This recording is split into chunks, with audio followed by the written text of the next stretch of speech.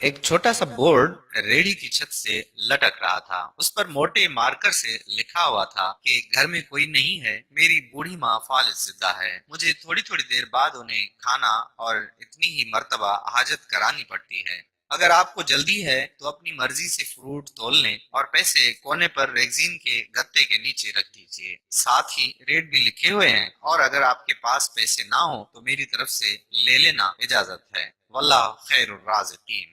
इधर उधर देखा, पास पड़े तराजू में 2 किलो सेब तोले, दर्जन केले लिए, शापर में डाले, प्राइस लिस्ट से कीमत देखी, पैसे निकालकर रेडी के फट्टे के गत्ते वाले कोने को उठाया। वहाँ 100, 50 और 10-10 के नोट पड़े हुए थे। मैंने पैसे उसी में रख कर उसे ढक दिया।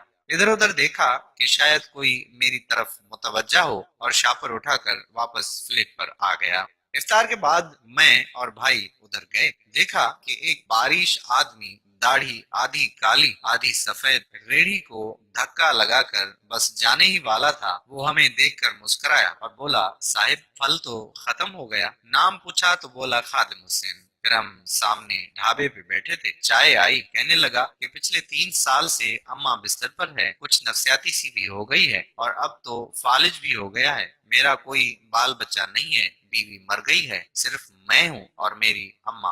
अम्मा की देखभाल करने वाला कोई नहीं, इसलिए मुझे हर वक्त अम्मा का ख्याल रखना पड़ता है। एक दिन मैंने अम्मा के पाँव दबाते हुए बड़ी नरमी से कहा कि अम्मा, तेरी तीमारदारी को तो बड़ा जी करता है, पर जेब में कुछ नहीं, और तू मुझे कमरे से हिलने देती नहीं। कहती है तू जाता है तो जी घबराता है। तू ही बता मैं क्या करूं। अब क्या गैब से खाना उतरेगा? ना मैं बनी इसराइल का जना हूँ, ना तू मूसा की माँ है, क्या करूं?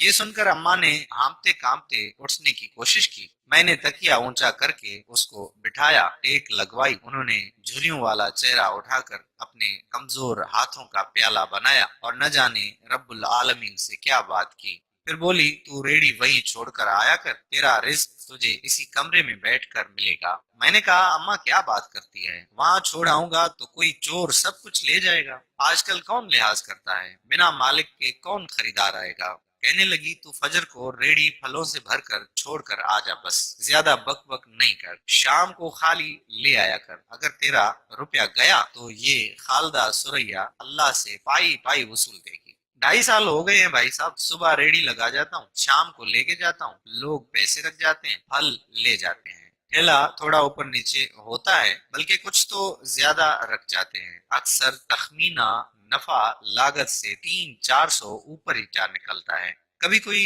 अम्मा के लिए फूल रख जाता है, कभी कोई और चीज। परसों एक पढ़ी लिखी बच्ची पुलाव बनाकर रख गई, नोट लिखकर रख गई कि अम्मा के लिए। एक डॉक्टर का गुजर हुआ, वो अपना कार्ड छोड़ गया। पुष्ट पे लिखा था कि अंकल, अम्मा की तबीयत ना संभले तो मुझे फोन करना, मैं घर से पिक कर लूंगा। किसी हाजी साहब का गुजर हुआ तो अजवा खजूर का पैकेट छोड़ गया। कोई जोड़ा शॉपिंग करके गुजरा तो फ्रूट लेते हुए अम्मा के लिए सूट रख गया। रोजाना ऐसा कुछ ना कुछ मेरे रिज्क के साथ मौजूद होता है। ना अम्मा हिलने देती है, ना अल्लाह रुकने देता है। अम्मा तो कहती है कि तेरा फल बेचने के लिए अल्लाह खुद नीचे उतर आता है और बेच बाच जाता है। भाई, वो सोना रब एक तो रज्जाक है और ऊपर से रिटेलर भी है। अल्लाह अल्लाह। आखिर में मुझे अपने बच्चों से कहना है कि अगर आप फारिग हों और अपने वालिदैन को काम करते देखें तो फौरन उठकर उनकी मदद करें, और उन्हें कहें कि अम्मी जान, अब्बा जान, लाइए मैं आपकी मदद करता हूँ। फिर देखें दुनिया और आखिरत की कामयाबियां कैसे तुम्हारे कदम चूमती हैं।